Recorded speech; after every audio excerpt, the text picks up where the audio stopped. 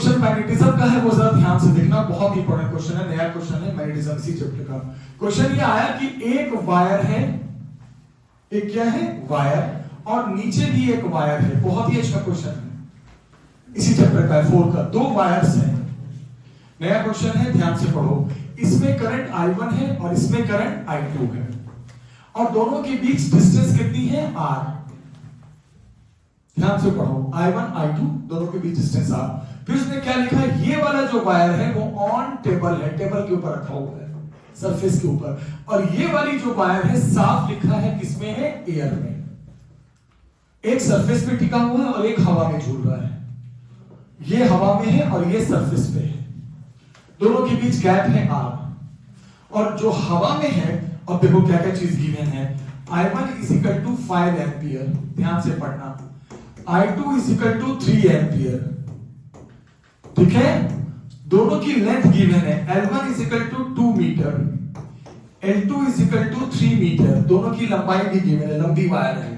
उसके बाद सुनो, उसके बाद दोनों का मास भी गिवन है। पहले का मास है M1 का 5 ग्राम और M2 का मास है 6 ग्राम। निकालना है दोनों वायर के बीच की डिस्टेंस।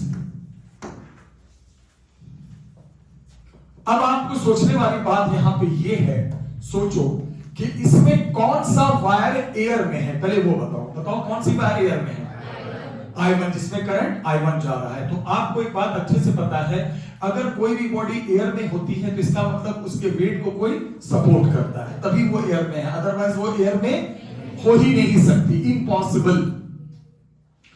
तो अब क्या करेंगे मेरे बच्चे, अब दिमाग ये लगाएंगे कि आप सिर्फ अपर वायर को देखो, लोअर वायर को मत देखो। किस वायर को देखो, अपर वायर को देखो। अपर वायर का इक्वेशन बनाओ, लोअर वायर का क्या बनाओगे, वो तो सरफेस पे, उसका क्या इक्वेशन बनाओ, मेन तो जो हवा में टकराए उसका बनाओ।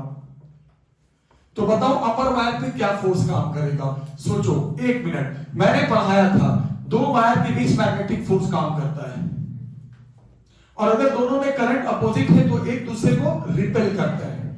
तो आप खुद कौन से देखो, क्या दोनों में करंट सेम डायरेक्शन में है या अपोजिट, तो एक दूसरे को अट्रैक्ट करेंगे या रिपेल, रिपेल। तो हम तो इस पे फोर्स देख रहे हैं, किस पे, अपर वायर पे, तो ये इसको क्या करेगा, रिपेल।